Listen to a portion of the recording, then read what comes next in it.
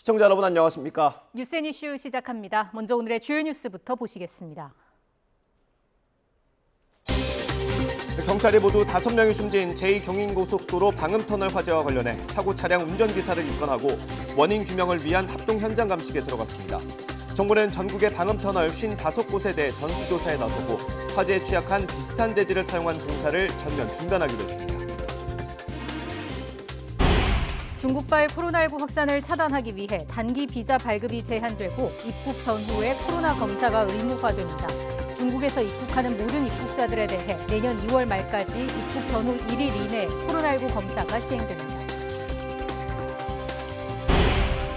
한전 등 경영 정상화를 위해 새해부터 1분기 전기요금이 킬로와트 시당 13.1원 오를 예정입니다. 동절기 난방비 부담과 전기요금 인상을 고려해서 가스요금은 내년 1분기에 동결하고 2분기 이후부터 요금 인상을 검토하기로 했습니다.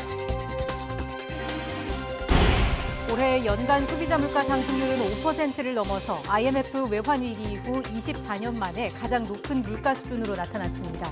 서민 체감이 큰 외식 물가는 30년 만에 가장 높은 상승률을 기록했습니다. 미국 인플레이션 감축법으로 보조금 대상에서 제외된 한국산 전기차도 상업용으로 판매할 경우 보조금 혜택을 받을 수 있게 됐습니다. 렌트카와 택시 등으로 사용되는 전기차는 보조금 대상에 포함돼 우리 정부가 요구해온 방안이 수용된 걸로 평가됩니다.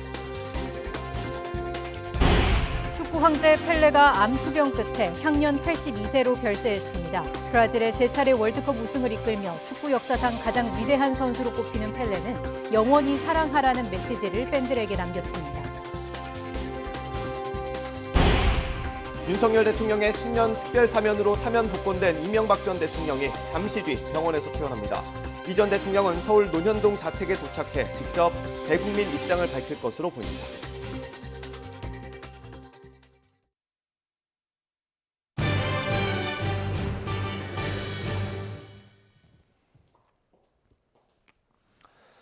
모두 5명이 목숨을 잃은 방음터널 화재 소식부터 전해드립니다. 오늘 화재 원인을 찾기 위한 합동 감식이 시작됐습니다. 수사본부는 불이 처음으로 시작된 집게차의 운전기사를 입건했습니다. 현장 취재기자 연결합니다. 김태원 기자. 네, 과천 제2경인고속도로 화재 현장입니다. 네, 합동 감식이 지금 진행되고 있는 거죠? 네, 제 뒤로 보이는 방음터널 수백 미터가 불에 타 뻥 뚫려 있는 모습 보이실 텐데요. 그 아래로는 불에 탄 차들이 그대로 남아서 어제 참혹했던 상황을 그대로 짐작하게 합니다. 1시간 전쯤부터 경찰과 소방, 국립과학수사연구원이 이곳 현장에서 합동 감식을 진행하며 정확한 화재 원인을 조사하고 있습니다. 감식이 끝날 때까진 피해 차량 등 현장을 보존해야 하는 만큼 당분간 제2경인고속도로 해당 구간에선 통제가 계속될 예정입니다. 또 경찰은 제2경인고속도로 화재사고 수사본부를 꾸리고 불이 처음 시작된 5톤 폐기물 운반용 집게차 운전자 A씨를 업무상 과실치사상 혐의로 입건했습니다. A씨는 어제 경찰 조사에서 차량 조수석에서 갑자기 터지는 소리가 나더니 불이 시작됐다고 진술했습니다. 이에 경찰은 화물차의 브레이크 역할을 하는 에어호스가 터진 것으로 추정하고 화재와의 연관성을 조사하고 있습니다. 또 A씨는 차 안에 있는 소화기로 불을 끄려다 여의치 않자 차를 버린 뒤 대피했는데요. 경찰은 오늘도 A씨를 불러 화재 전후 조처가 적절했는지를 따져보고 있습니다. 또 어제 화재로 숨진 5명이 모두 집게차의 반대편인 안양 방향 차선에서 발견된 이유를 포함해 피해가 커진 경위도 조사하고 있습니다. 네, 이 터널의 재질 때문에 피해가 커졌다는 지적이 있습니다. 실제로 어떻습니까? 네, 제 뒤로 보이는 방음터널은 지난 2018년 준공됐는데요. 천장과 양측 벽이 흔히 아크릴로 불리는 폴리메타크릴산 메틸 소재로 돼 있습니다. 함께 방음터널에 쓰이는 강화유리나 폴리카보네이트와 달리 아크릴은 인화점이 280도로 많이 낮습니다. 이에 한국도로공사는 지난 2018년 불에 녹은 아크릴은 바닥으로 떨어진 뒤에도 계속 불에 타면서 2차 확산을 일으킬 위험성이 높아 방음터널에 사용하기 부적합하다고 지적하기도 했는데요. 실제로 불이 터널로 번지며 순식간에 커졌다는 목격자 진술과 떨어지는 불덩이가 다시 불타오르는 모습도 현장에서 확인됐습니다. 또 이 터널 앞엔 사고 발생 시 추가 차량 진입을 막기 위한 진입 차단 시설이 설치돼 있는데요. 화재 당시 제대로 작동하지 않아 피해를 키웠다는 의혹도 제기되는 상황이라서 경찰은 이 부분 역시 파악할 계획입니다. 이런 가운데 원희룡 국토교통부 장관은 오늘 아침 화재 현장을 찾은 뒤 정부 과천청사에서 긴급대책회의를 열고 전국 방음터널 55곳을 전수조사해 화재에 취약한 소재를 모두 바꾸겠다고 밝혔습니다. 지금까지 경기 과천시 제2경인고속도로 화재 현장에서 전해드렸습니다. 이번에 불이 난 방음터널은 보통 우리가 아크릴이라고 부르는 재질로 만들어졌습니다. 충격에 강하고 소리를 흡수하는 성능도 뛰어난데 불에는 취약합니다. 김혜린 기자의 보도입니다. 화재가 발생한 과천 제2경인고속도로. 터널 주변에는 대규모 아파트 단지가 이미 조성됐거나 계속 만들어지고 있습니다. 차량 소음 민원 때문에 고속도로에 방음터널이 설치됐습니다. 방음터널의 재질은 흔히 아크릴이라고 불리는 폴리메타크릴산 메틸 PMMA. 외부 충격에 강하고 햇빛도 잘 투과돼 미관상 우수하다는 평가를 받습니다. 그런데 인화점이 280도로 상대적으로 낮아 화재에는 취약하다는 치명적인 단점이 있습니다. 또 불의 노가 떨어진 뒤에도 지속적으로 연소돼 2차 화재를 일으킬 가능성이 크다는 연구 결과도 있습니다. 게다가 콘크리트로 만들어진 일반 터널은 50m 간격으로 소화 설비를 설치한다는 규정이 있지만 방음 터널은 예외입니다. 그만큼 불이 났을 때 신속 대응이 어렵습니다. 이것은 터널로 규정을 하고 있지 않기 때문에 소방실 자체가 없어요. 이런 부분을 빨리 좀 개선해야 할 필요가 있겠다라는 생각이 드는데요. 방음 터널 사고는 이번이 처음이 아닙니다. 재작년 8월 경기도 용인시에서 차량 화재가 발생했는데 이때도 불이 방음벽으로 옮겨붙어 터널 전체가 한꺼번에 타버렸습니다. 터널 화재는 큰 인명피해로 이어질 수 있는 만큼 대책이 절실하지만 검토되고 있는 대체제는 없는 상황입니다. 불에 타지 않는 강화 유리를 이용해 방음 터널을 만들 수도 있지만 상대적으로 내구성이 약하고 비싸다는 한계가 있습니다. 결국 유사한 피해가 재발하지 않도록 방음 터널에 조금 더 적합한 소재를 연구하고 소방 설비 설치 규정을 손봐야 한다는 지적이 나오고 있습니다. YTN 김혜린입니다. 이번 방음터널 화재와 관련해 정부가 긴급 대책회의를 열었습니다. 국토부는 화재에 취약한 소재를 쓰고 있는 방음터널 공사를 모두 멈추기로 했습니다. 원희룡 장관의 발언 직접 들어보시겠습니다. 이러한 화재에 취약한 소재를 쓰고 있는 방음터널 공사를 전면 중단하고 화재에 튼튼한 소재와 구조로 시공 방법을 바꾸도록 하겠습니다.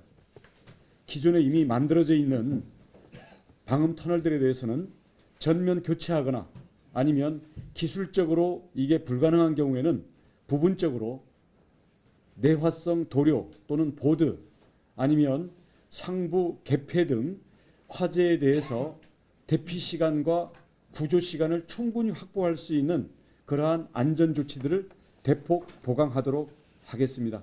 그동안 정부의 업무 태만으로 기준이 미비했던 것을 이번에 철저히 기준을 마련하고 이 부분들이 전국의 화재 위험 시설들에 적용되도록 우리 국토교통부가 모든 계획을 앞당겨서 실행을 하겠습니다. 민생에 직접적인 영향을 미치지만 올해가 끝나면 자동으로 효력을 잃게 되는 일몰 법안들이 있습니다. 국회에서 기한을 연장하거나 대안을 찾아서 법을 통과시켜야 하는데 여야가 좀처럼 이견을 좁히지 못해 그대로 새해를 맞게 될 상황입니다. 취재기자 연결하겠습니다. 김경수 기자. 네, 국회입니다. 네, 한 해가 이제 끝나가는데 일몰 법안 논의는 전혀 안 되고 있는 겁니까? 네, 그렇습니다. 화물차 안전운임제와 30인 미만 사업장 8시간 추가 연장 근로제, 건강보험 국고지원법 등이 해가 바뀌면 효력을 잃게 되는데요.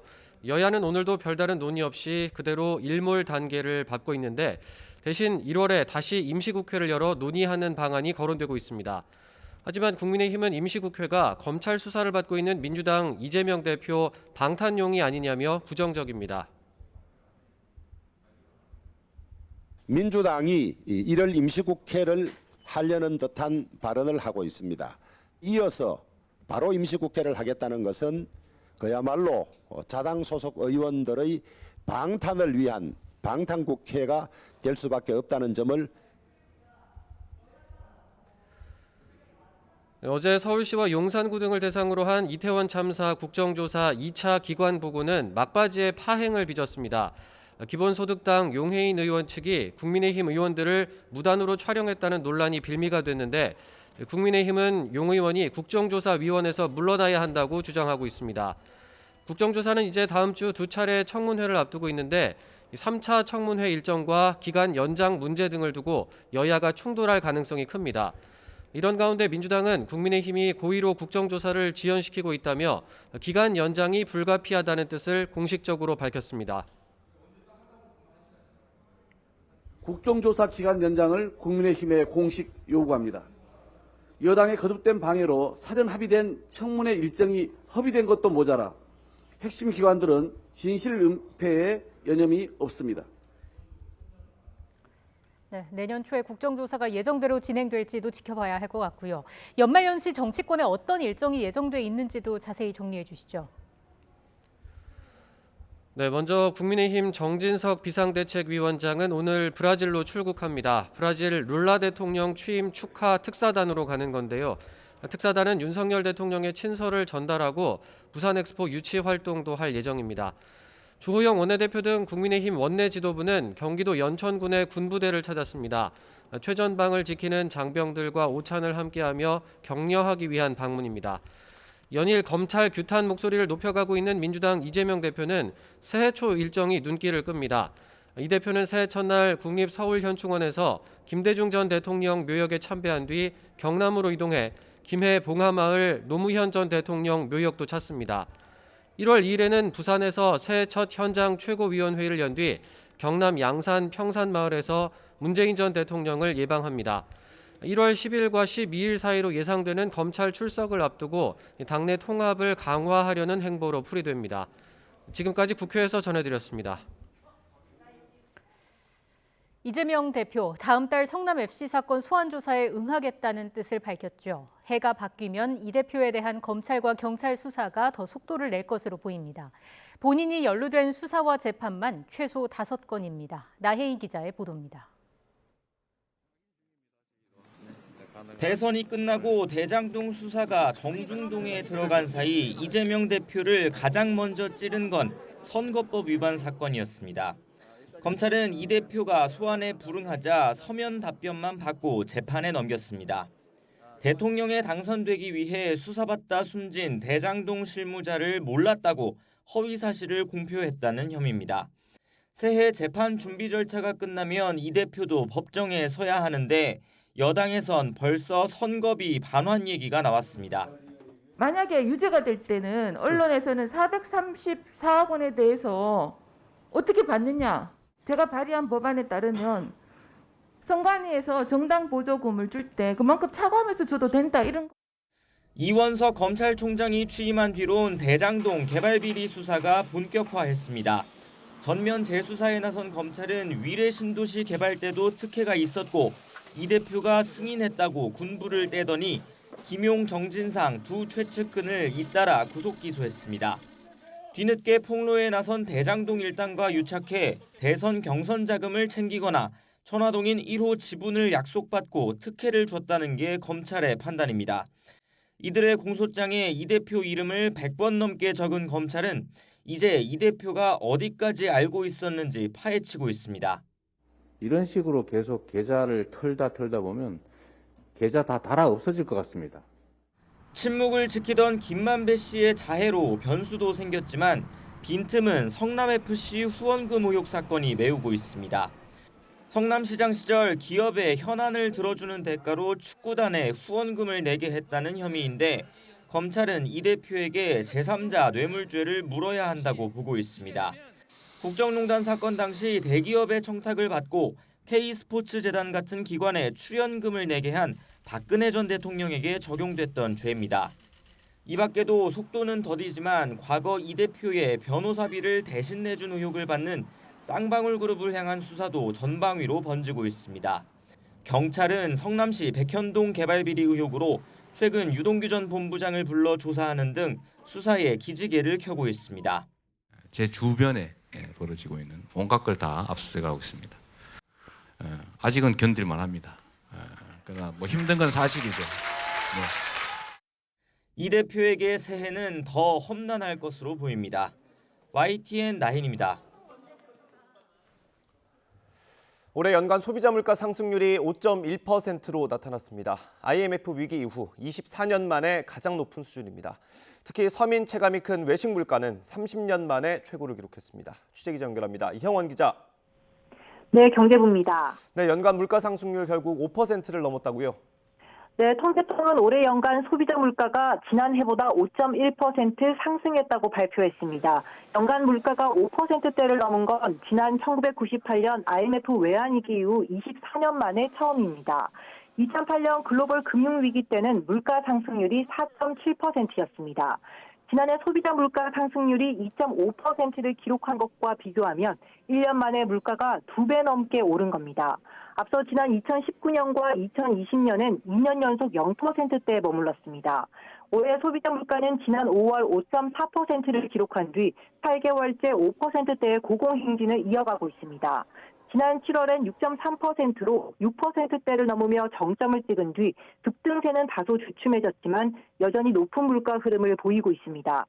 연초부터 러시아 우크라이나 전쟁으로 원자재 가격이 치솟으면서 물가는 전방위적으로 크게 상승하는 모습을 보였습니다. 품목별로는 공업 제품이 6.9% 올랐는데 석유류는 22.2% 상승했습니다. 1998년 이후 가장 높은 수치입니다. 가공식품은 7.8%, 농축수산물은 3.8% 올랐습니다. 국제 원자재 가격 상승 압박에 전기와 가스, 수도는 12.6% 올라 별도로 통계 작성이 시작된 2010년 이후 최고치를 기록했습니다. 특히 서민 체감이 큰 외식 물가는 7.7% 올라 1992년 이후 30년 만에 가장 높은 상승률을 기록했습니다. 통계청은 농축수산물 가격 오름세는 둔화했지만 가공식품과 공업제품, 개인 서비스, 전기, 수도, 가스 가격이 오르면서 연간 상승폭이 확대됐다고 설명했습니다. 지금까지 경제부에서 전해드렸습니다.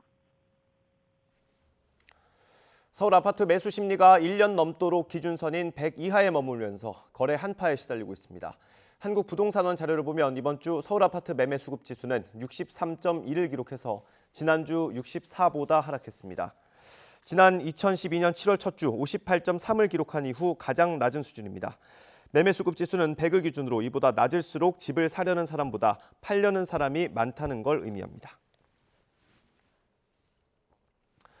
내년 전기요금이 오릅니다. 정부는 국제에너지 가격 상승분을 국내 요금에 반영하고 한전의 적자 구조를 해소하기 위해서 불가피한 결정이라고 설명했습니다. 취재기자 연결해서 자세히 들어보겠습니다. 윤혜리 기자. 네, 경제부입니다. 네, 내년에 전기요금 얼마나 오르는 겁니까? 네, 정부는 내년 1분기 전기요금을 킬로와트 시당 13.1원 인상하겠다고 밝혔습니다. 4인 가구 월평균 사용량 기준 한 달 전기료는 4,000원가량 증가할 걸로 예상돼 역대 최고 인상폭을 기록했습니다. 가스요금은 겨울철 난방비 부담과 전기요금 인상 여파를 고려해 내년 1분기에는 동결하기로 했습니다. 다만 정부가 2분기부터 요금 인상을 검토하겠다고 밝힌 만큼 이후 인상될 가능성이 큽니다. 산업통상자원부는 오늘 이 같은 전기와 가스요금 조정안 대국민 설명문을 발표했습니다. 이창황 장관은 러시아와 우크라이나 전쟁으로 각국의 에너지 요금이 급등하고 있다며 에너지 대부분을 해외에 의존하는 우리나라도 수입액이 크게 늘었다고 설명했습니다. 하지만 국제 에너지 가격 상승분이 국내 요금에 적기에 반영되지 못해 한전과 가스공사의 적자가 급증하고 채권 시장 악영향으로 이어지는 등 우리 경제에 부담이 커지고 있다고 강조했습니다. 가구적인 노력만으로는 적자 해결이 어려워 요금 인상이 불가피했다는 게 정부 측 설명입니다. 네, 실제로 올해 한전 적자가 역대 최대 규모로 예상된다고요? 네, 그렇습니다. 한전의 올해 4분기 누적 적자는 30조 원을 넘을 것으로 보입니다. 지난해 누적 적자는 6조 원에 그쳤는데 올해는 규모가 5배나 증가해 역대 최대 영업 손실을 기록하는 겁니다. 이 같은 적자 해소를 위해 정부는 올해 전기요금을 앞서 4월과 7월, 10월까지 3차례 인상했는데요. 전기요금은 킬로와트 시당 총 19.3원 올랐습니다. 이번에는 한 해 전기요금 인상분의 3분의 2가량을 한꺼번에 올린 건데 산업부가 국회에 제출한 내년 전기요금 인상분 적정액의 킬로와트 시당 51.6원의 4분의 1 수준입니다. 한전은 일부 연료비 등 이번에 반영하지 못한 잔여 인상 요인은 정부와 협의해 합리적으로 반영될 수 있도록 하겠다고 밝혔습니다. 이에 따라 내년 1분기 이후에도 전기와 가스 요금은 더 오를 가능성이 커 보입니다. 지금까지 경제부에서 전해드렸습니다.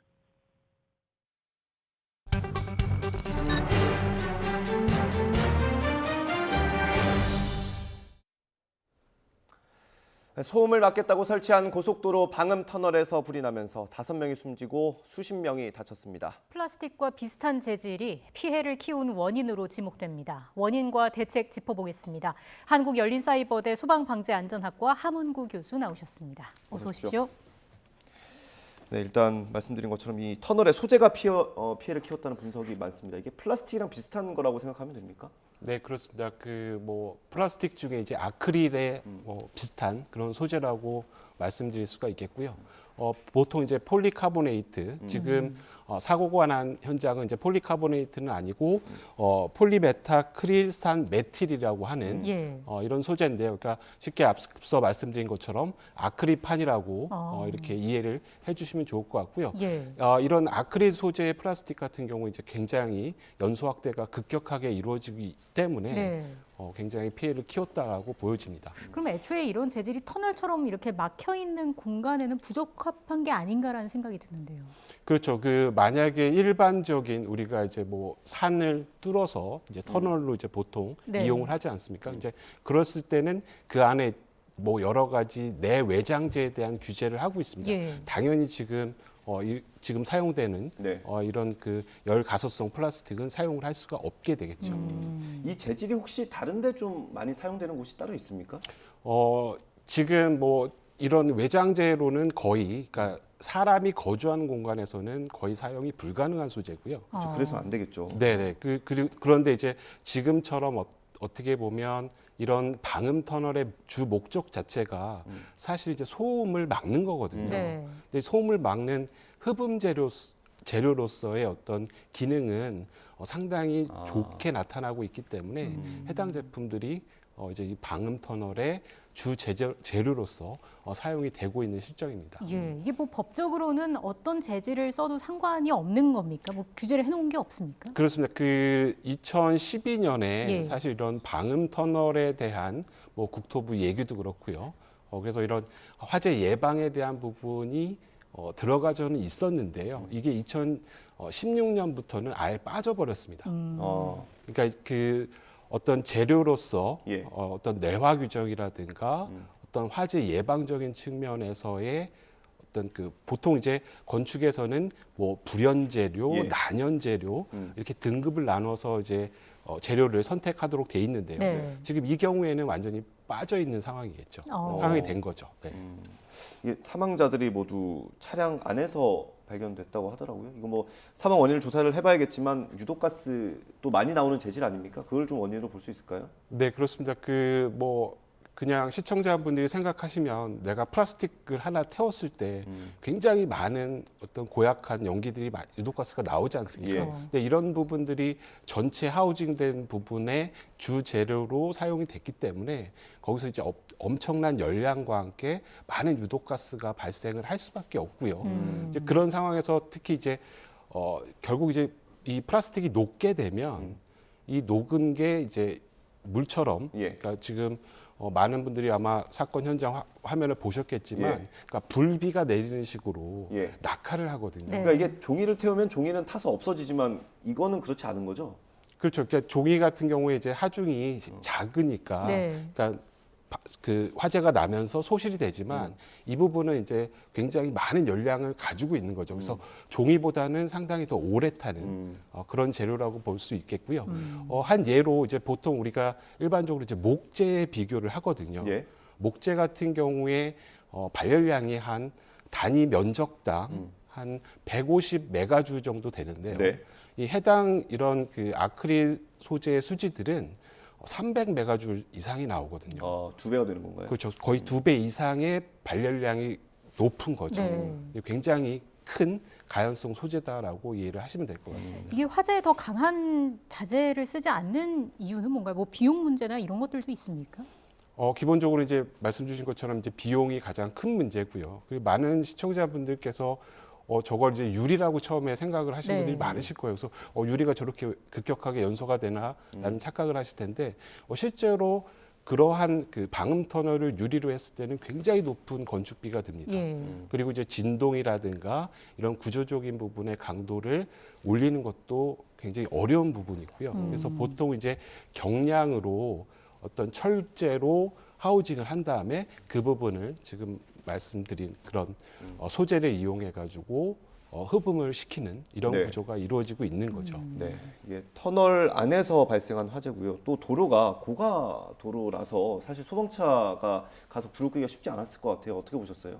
네, 지금 뭐 많이 이슈가 되긴 하고 있지만, 그러니까 현실적으로 진입을 해서, 그러니까 차량이 앞에서 이제 선행적으로 막히지 않습니다. 네. 구조적으로 교량 구간이기 때문에 따로 우회해서 진입할 수 있는 방법이 전혀 없거든요.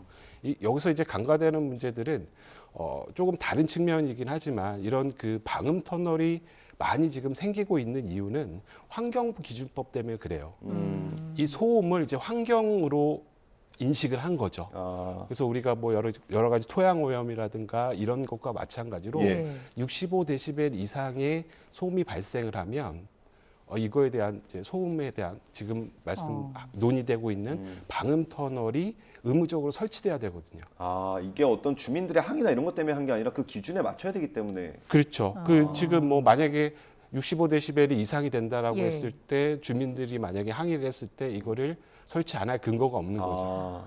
그렇기 때문에 이제 이런 방음 터널들이 이제 굉장히 많이 설치가 되고 있고요. 특히 이제 해당 구간처럼 고속화되는 터널에서는 65데시벨 이상을 상회할 가능성이 굉장히 높거든요. 그러니까 그런 부분들에 대해서 이제 굉장히 많이 설치가 되고 있는데 네. 여기서 이제 중요한 포인트 중에 하나는 이 부분이 이제 성능에 대한, 그러니까 결국 소음을 막아주는 데 대한 부분에 포커싱이 돼 있는 거죠. 그리고 두 번째는 이제 심미적인 부분입니다. 그러니까 미적인 부분, 그러니까 경관이라든가 이런 부분들을 우선해야 되기 때문에 뭐 햇빛 투과성이 좋아야 된다. 이런 부분의 평가 항목들은 존재하지만 실제로 화재 안전에 대한 부분은 모든 부분이 다 빠져 있다라고 이렇게 말씀드릴 수 있습니다. 투과성은 왜 중요합니까?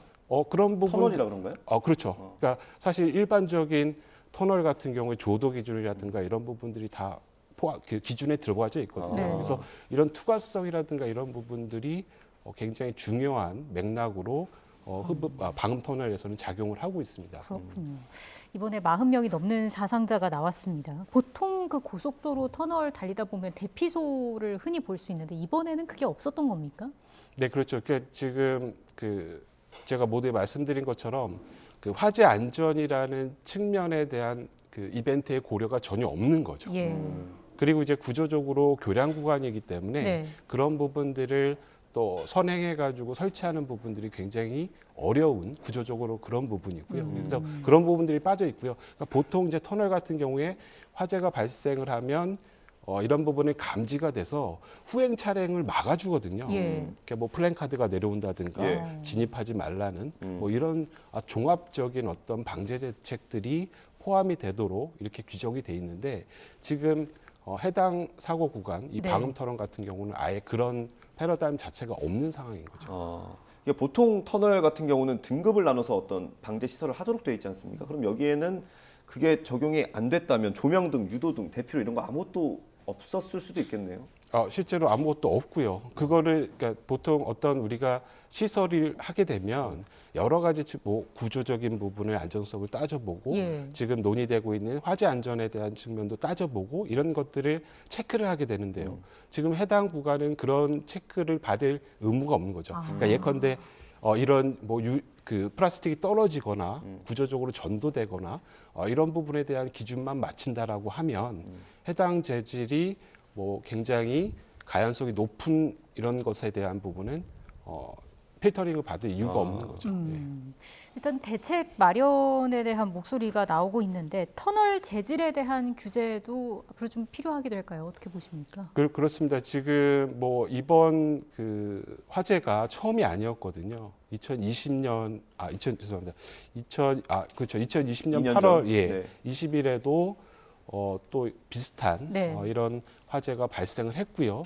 거기 그때도 이런 비슷한 어떤 그 논의들이 이루어졌는데 사실 이 부분을 또 만약에 성능을 높이게 되다 보면 굉장히 많은 비용이 들어가기 때문에 예.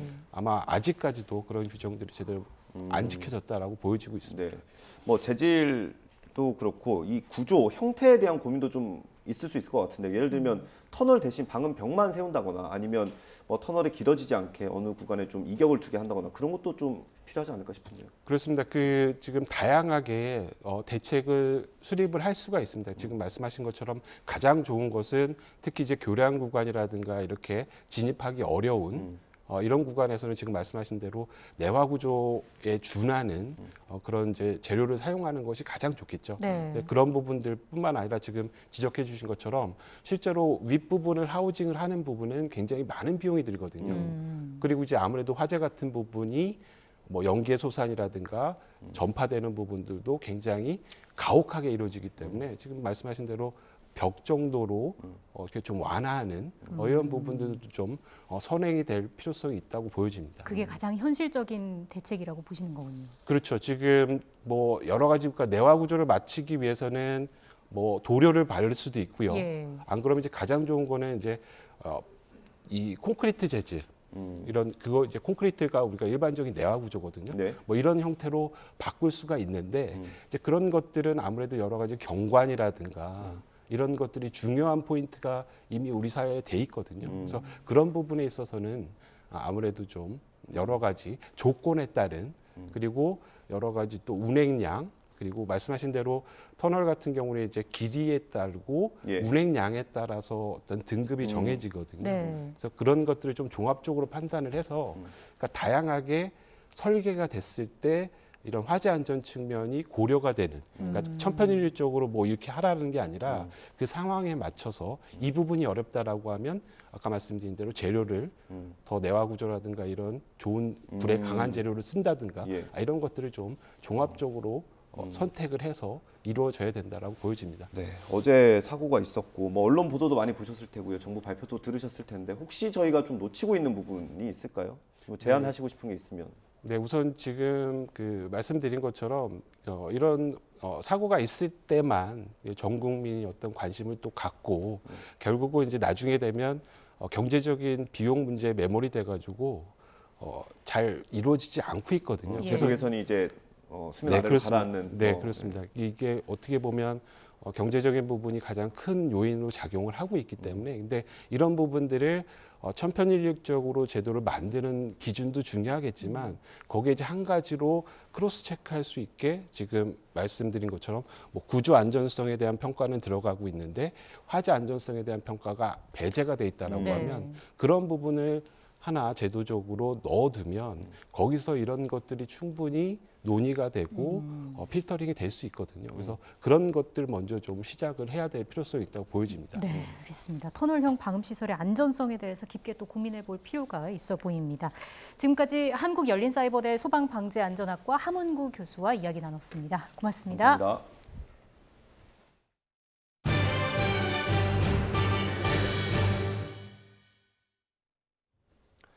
중국의 코로나19 상황이 심각해지면서 정부가 중국발 코로나 확산을 막기 위한 대책을 발표했습니다. 1월 한 달 동안 단기 비자 발급이 제한되고 항공기 운항도 축소됩니다. 네, 중국발 입국자는 입국 전후로 코로나19 검사를 받아야 합니다. 취재기자 연결하겠습니다. 장하영 기자. 네, 사회 2부입니다. 네, 정부가 발표한 방역 강화 대책 어떤 것들이 있습니까?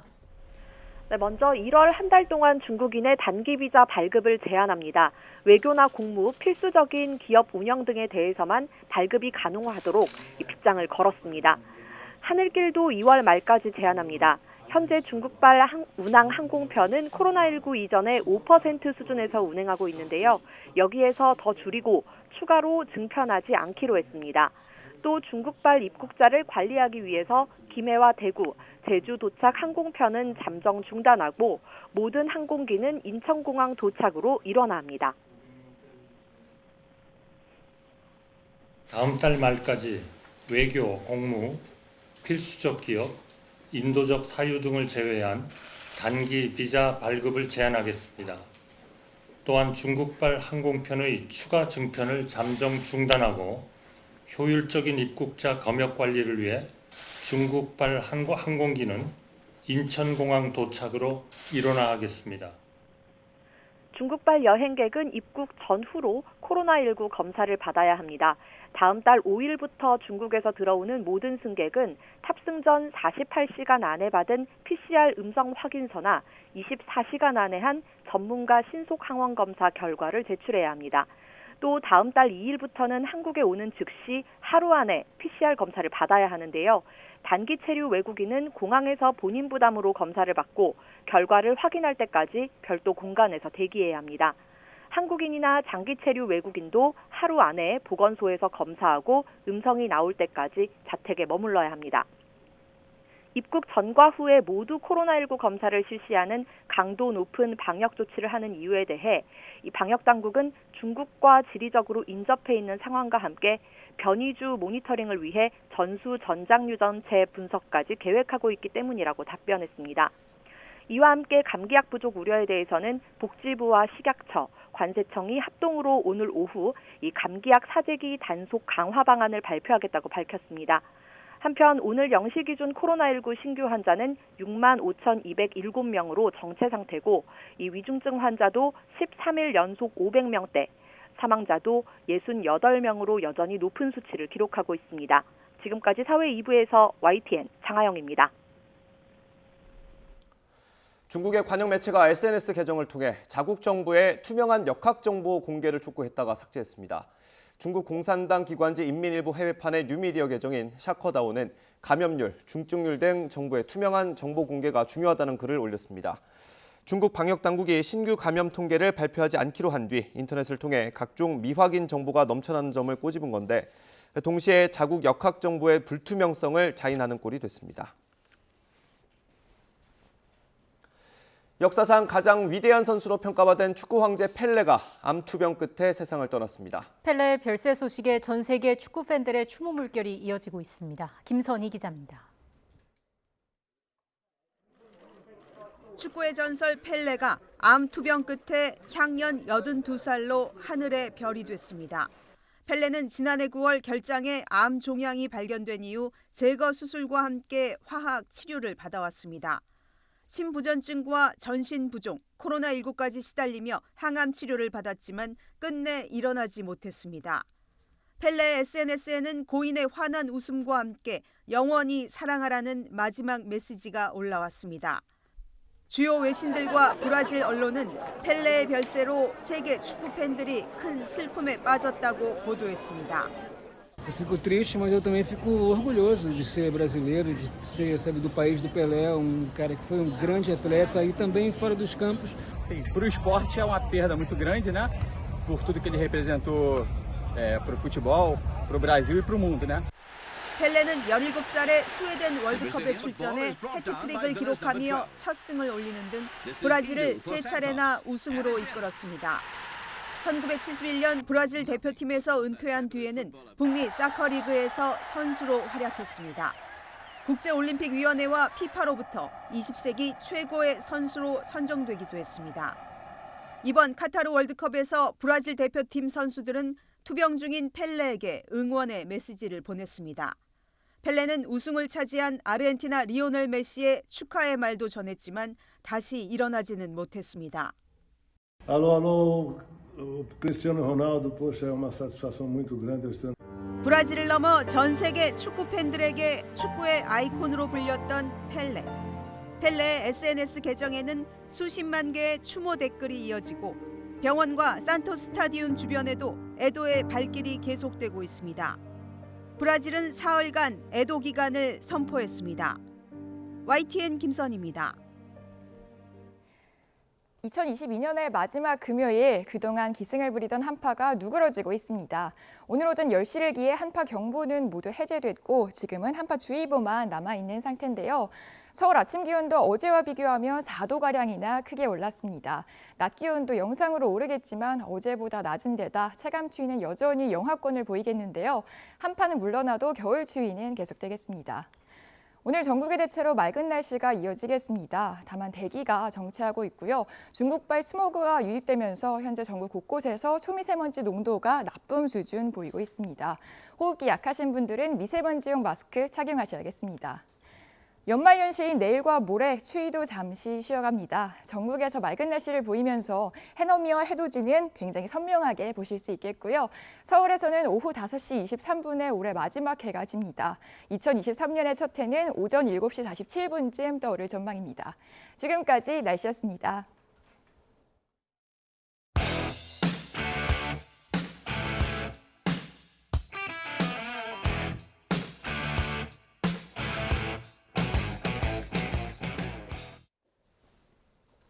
오늘의 정치권 이슈 짚어보겠습니다. 최창열 용인대 교수, 김근식 경남대 교수 두 분과 함께합니다. 어서 오십시오. 안녕하십니까. 네, 오늘 이명박 전 대통령이 병원에서 퇴원을 한다고 합니다. 사면 결정이 있었죠. 자택 앞에서 아마 메시지를 발표할 것으로 전해졌는데 교수님 어떻게 전망 메시지 어떻게 나올까요? 지난 정권 때 박근혜 전 대통령이 메시지 낼 거라고 그랬잖아요. 예. 그때 제가 예상하기에는 특별한 정치적 메시지는 없을 거다라고 예상을 했는데 네.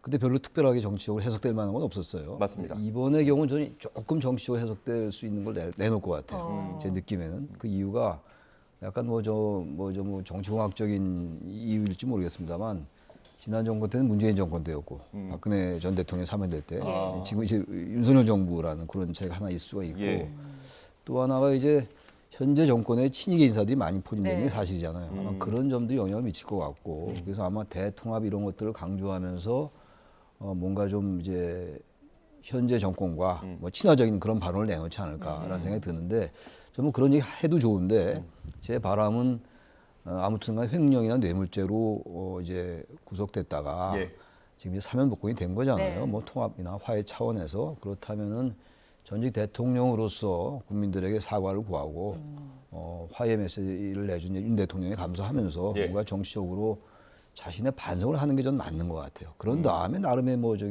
과거 이제 보수 정권의 대통령으로서 얘기를 할 수 있죠. 근데 그 부분이 생략되고 오로지 정치적으로 해석될 수 있는 얘기만 내놓는다면 그건 대단히 실망스러울 수 있다라는 생각이 듭니다. 어쨌든 육성으로 듣는 건 참 오랜만일 것 같은데 어떨까요? 반성이나 사과의 메시지 나올까요? 좀 포괄적으로 그런 메시지는 나올 거라고 봅니다. 그리고 뭐 나오지 않겠습니까? 어쨌든 전직 대통령으로서 이런 뇌물, 그다음에 횡령 뭐 이런 것 등의 어떤 혐의로 구속 기소가 돼서 유죄 판결을 받은 전직 대통령이기 때문에 어쨌든 나와서 국민들 앞에 하는 포괄적인 심경을 밝히면서 저는 굉장히 자세하게 뭐 이렇게 할지 모르겠습니다만 포괄적으로 심려를 끼쳐서 죄송하다 뭐 이런 정도의 메시지는 나와야 되지 않을까 또 나올 거다 이렇게 생각을 하고요. 다만 저도 이제 최 교수님 말씀대로 그 지난번 박근혜 전 대통령이 나왔을 때는 그 경산 자택 앞에서 이제 가장 그 일반론적인 입장만 내고 정치적으로 해석될 수 있는 발언들은 안 했습니다만 저는 이명박 전 대통령이 오늘 만약에 또 입장을 밝히면서 정치적인 어떤 해석이 분분할 수 있는 그런 메시지를 내놓는 건 좀 가급적 피하시는 게 좋지 않겠나. 왜냐하면 지금 써놓으시지 않았을까요? 전당대회를 앞두고 굉장히 민감한 시기잖아요. 예. 그리고 이명박 전 대통령 그 정부 당시에 또 이명박 정부에서 일했던 분들과 거기에 이명박 정부 출신들이 지금 저 당권 주자로 뛰는 분들이 있기 때문에 그런 이야기는 오히려 공개적으로는 안 하시는 게 오히려 더 낫지 않을까 이런 개인적인 바람을 가져봅니다. 네, 두 분 말씀하신 것처럼 오늘 이명박 전 대통령의 메시지에 좀 주목이 되는 이유 중에 하나가 지금 정부 대통령실에도 뭐 일부 있고요. 지금 의원들도 있고 친이계 인사들이 좀 있지 않습니까? 그래서 정치 지형, 여당 내 정치 지형이 좀 어떻게 변할까 이런 것도 궁금한데 영향이 좀 있을까요? 영향이 전혀 없다고는 할 수 없을 것 같습니다. 기본적으로 지금 친이계 인사들이 이제 많이 있고 뭐 당권주자도 있고 말이죠. 그런 상태에서 이명박 전 대통령이 석방되고 사면 복권되고 이렇게 되면 아무래도 이명박 전 대통령을 지지했던 분들도 있잖아요. 보수 이제 성향의 유권자들이 계시기 때문에 나름대로 좀 힘을 받을 수 있을 것 같아요. 그리고 기본적으로 현재 보수 정권에서 이명박 전 대통령 그리고 이명박 전 대통령을 둘러쌌던 인사들과는 좀 친화적이잖아요. 문재인 정권 때하고는 상황이 전혀 다르기 때문에 아마 당내 당원들에게도 그게 심리적인 영향도 좀 주지 않을까. 단지 이제 그건 원칙론적인 얘기인데 만약에 지나치게 친이계를 내세운다면 오히려 중도 성향의 유권자들에게는 반발을 불러일으킬 수가 있다. 왜 제가 그 말씀 드리냐면은 어쨌든 이명박 전 대통령이 사면 복권되더라도 혐의 자체가 그렇게 국민들에게 여전히 대단히 부정적이거든요. 네. 저도 말씀드렸고 우리 김 교수님 말씀하신 것처럼 횡령 뇌물로 돼 있는 거잖아요. 예. 지금 그런 점을 잘 고려해서 어느 정도 수위를 조절을 해야지 그렇지 않고 과도하게 과거로 자꾸만 회귀한 모습을 보이는 거는 보수 정권 전체에도 좋지 않을 것 같다. 그건 제가 자꾸 말씀드리는 게 중도 성향의 유권자가 어떻게 생각할 것인가. 그 내년 후년에 차기 총선이 있잖아요. 예. 결국은 이제 중원에서 표가 갈릴 거예요. 수도권이라든지 MZ세대라든지 그런 걸 고려한다면은 뭐 야당도 마찬가지입니다. 그건 어쨌든 중도 진영이 어떻게 생각할 것인가를 고려해야 되지 않을까라는 느낌에서 그런 말씀을 드리는 겁니다. 예. 어쨌든 또 최경환 전 부총리에 대한 관심도 높아지는 것 같은데 지역구 주민들에게 문자를 보냈더라고요. 이제 힘 보태겠다 뭐 이런 이야기였는데 정치 재개의 가능성을 열어둔 것이라는 어쨌든 분석은 나오는데 TK에서 구심점이 될 수 있을까요? 그래도 이제 친박, 그러니까 박근혜 정부 때는 친박의 구심점 역할을 했고요. 실제로 정부에서도 부총리를 했고, 그리고 이른바 친박계에서는 좌장 역할을 했던 사람이니까 저는 뭐 지금 있어서의 이른바 친박 진영의 일정 정도의 역할들을 할 수 있다고 생각이 드는데 모르겠습니다. 이제 나오면서 국가를 위해서 필요한 일을 하겠다라고 이야기를 하고 있고 지금 말씀하신 것처럼 지역에도 이렇게 직접 문자를 보낸 것으로 보면 정치를 재개하는 게 아닌가 이런 관심도 나올 수가 있습니다. 그런데 뭐 당연히 사면복권이 됐으니까 피선거권은 있는 거고 그리고 정치에 계속 몸담았던 분이고 그다음에 TK에서는 나름대로 영향력을 행사했던 친박의 좌장이었기 때문에 저는 그런 생각을 할 수 있다고 봅니다만은 아까 이명박 전 대통령이 이제 MB계에 대한 또 일정한 정치적 영향력 그다음에 또 우리 최경환 부총리가 나와서 할 때 또 친박계에 있는 분들에 대한 일정한 영향력 이런 것들을 감안하면 지나치게 사면복권 직후에 우리 국민의힘 당내에서 또 국민의힘을 지지하는 우리 분들께 또 친이 친박이라고 하는 것들이 또 다시 또 뭐 모여가지고 또 세를 결집하는 게 아니냐 이런 자칫 불필요한 오해를 담을 수도 있다고 생각해요. 저는 그래서 최경환 전 의원 같은 경우는 조금 휴식을 하신 다음에 또 당내에서 필요한 일이 있을 수 있고 또 당의 또 어른 아닙니까? 이제 원로급이기 때문에 내후년 총선에서 역할이 있으면 필요한 역할을 하시되 본인의 개인적인 정치적인 행보는 조금 쉬었다 하시는 게 낫지 않을까 개인적으로 생각을 해봅니다. 이 최경환 전 부총리가 이렇게 메시지를 낸 게 혹시 박근혜 전 대통령이랑도 연결이 돼 있을까요? 친박 성향이 그대로 남아있는 분이고 그다음에 박근혜 대통령의 국정농단과 관련해서 또 그 고초를 당하신 분이기 때문에 당연히 그 생각을 할 수밖에 없죠. 그리고 이명박 전 대통령을 지지하는 국민들보다는 또 여전히 박근혜 전 대통령을 지지하는 보수적인 국민들이 훨씬 더 많기 때문에 그런 국민들의 어떤 지지세를 좀 이렇게 오롯이 이렇게 받아 안을 수 있는 그런 대표적인 또 상징 인물로도 설명이 될 수 있는 것이어서 저는 최경환 부총리 개인적으로 정치적 재기의 꿈은 충분히 가질 수 있다고 생각합니다. 그러나 조금 시기를 좀 조절해서 본격적으로 이제 총선의 어떤 그 전국이 좀 펼쳐질 때 그리고 당내에서 그런 필요한 어른으로서의 역할이 필요할 때 그럴 때 움직이시는 게 훨씬 낫지 않을까 저는 개인적으로 조언을 드립니다. 앞으로 여권 정치 지형에 어떤 영향을 미치게 될지도 궁금하고요. 이런 가운데 김기현 의원, 국민의힘 당권 주자죠. 김기현 의원이 지난 크리스마스 때 이명박 전 대통령과 면담을 했다는 사실이 알려졌습니다. 여기서 힘을 실어줬다고 해요. 통합과 연대 측면에서 김 의원이 적임자다. 라는 얘기를 했다고 하는데 어떤 의미일까요? 그러니까 벌써 이제 이명박 전 대통령이 이런 이제 메시지를 낸다는 것 자체가 정치적 영향력을 행사하는 거죠. 정치적 발언을 한 거예요.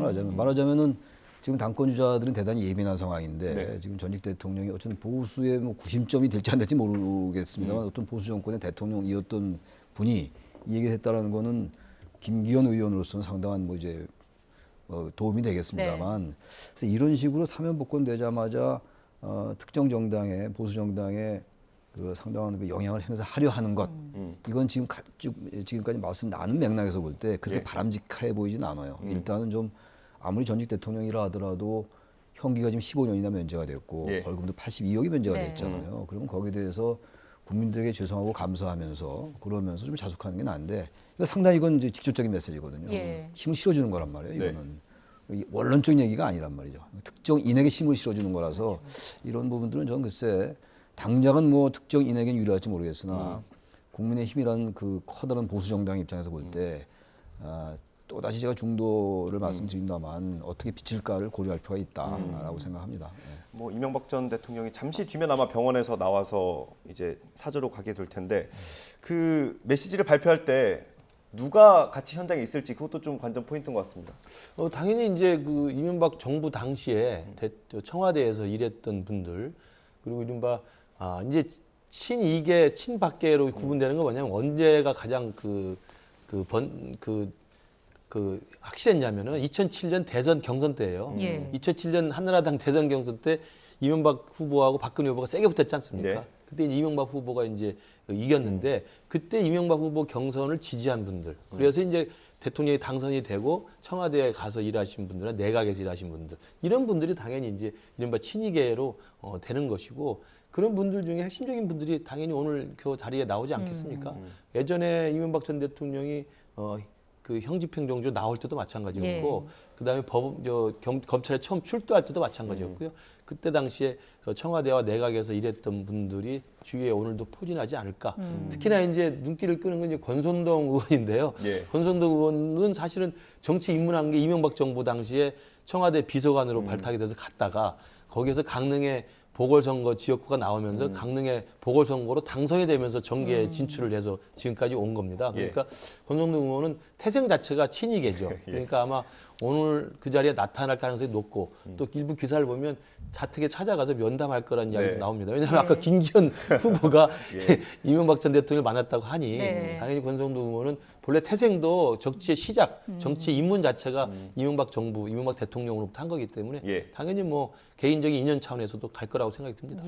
아마도 뭐 자택 앞에 친이계 의원들이 많이 모일 것으로도 예상이 되고 또 이 자리에서 이 전 대통령이 메시지를 내놓을 텐데 어떤 내용이 나올지도 좀 봐야겠습니다. 다음 주제로 넘어가 보겠습니다. 국민의힘이 이제 42곳의 조직위원장을 새로 의결을 했습니다. 주로 나오는 평가가 이제 친윤계와 검찰 출신 인사들의 약진이다. 이런 이야기들이 나오는데 교수님께서 동의하십니까?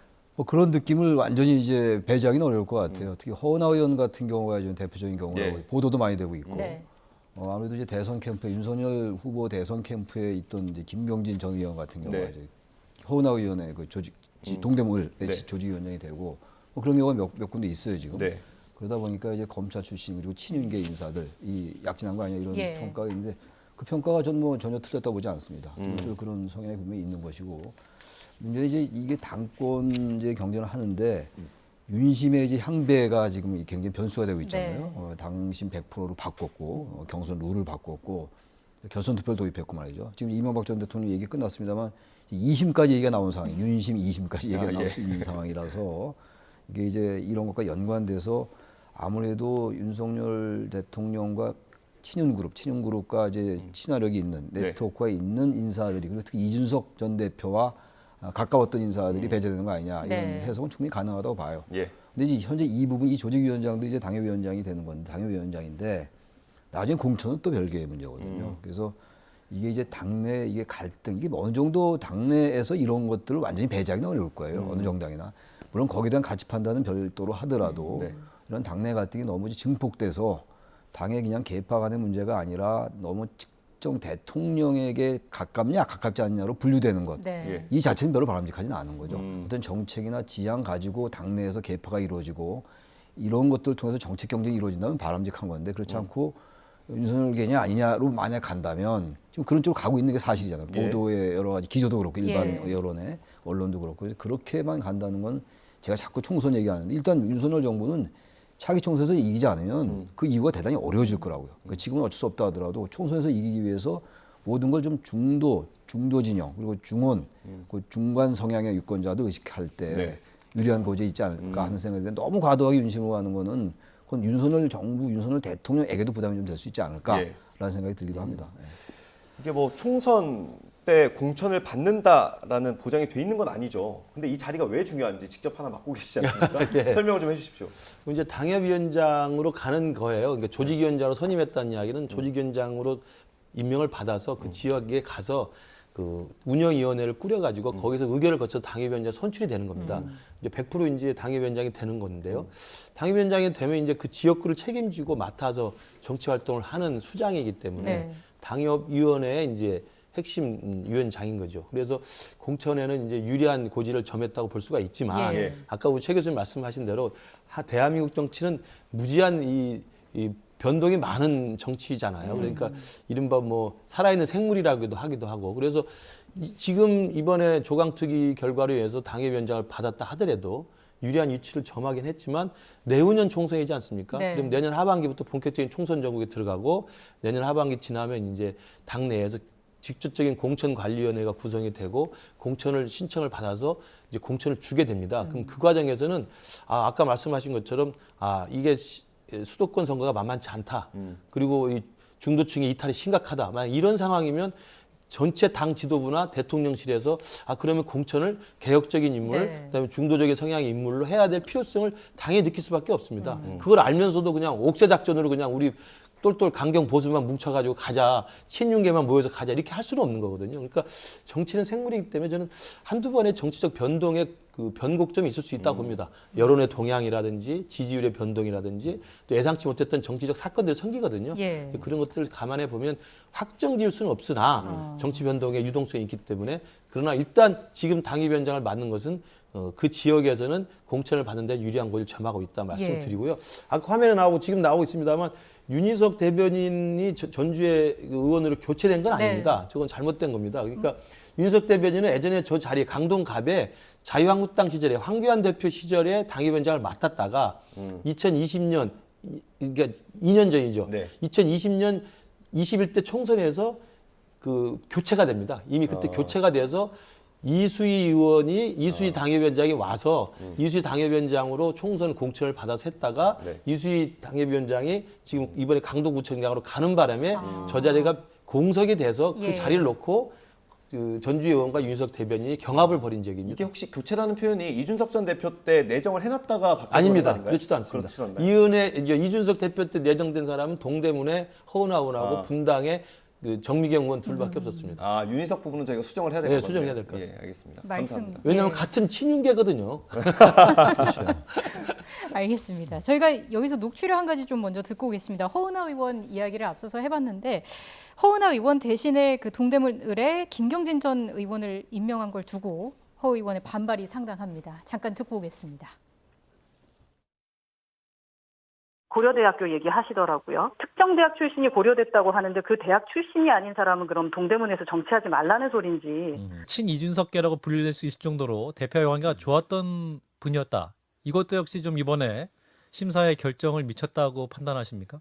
그게 영향을 많이 미치지 않았다면은 상황이 설명이 좀 잘 되지는 않는 것 같습니다.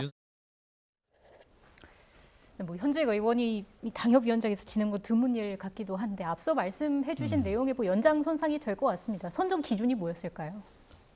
허은하 의원이 지난 그 국민의힘 내분 사태 때 그 이준석 전 대표 옆에 항상 이렇게 자리를 같이 하는 걸 많이 봤어요. 그때 대변인이었단 말이에요. 아마 그런 부분이 작용했을 것 같고 김경진 전 의원은 이제 대선 캠프에 공모 특보단장 했나요? 뭐 이제 그 역할을 했고 말이죠. 아마 그런 게 작용했다고 봐야 될 것 같아요. 다른 여러 가지 요인이 있을지 모르겠으나 그리고 특히 이제 특정 대학 거론하는 거 전 금기시해야 될 단어였다. 그건 있을 수 없는 얘기예요. 그건 공인이 그런 얘기할 수 없는 것이고 사석에서도 그런 얘기는 하면 안 되는 것인데 좀 허은하 의원이 저렇게 얘기할 수 있는 거라고 생각합니다.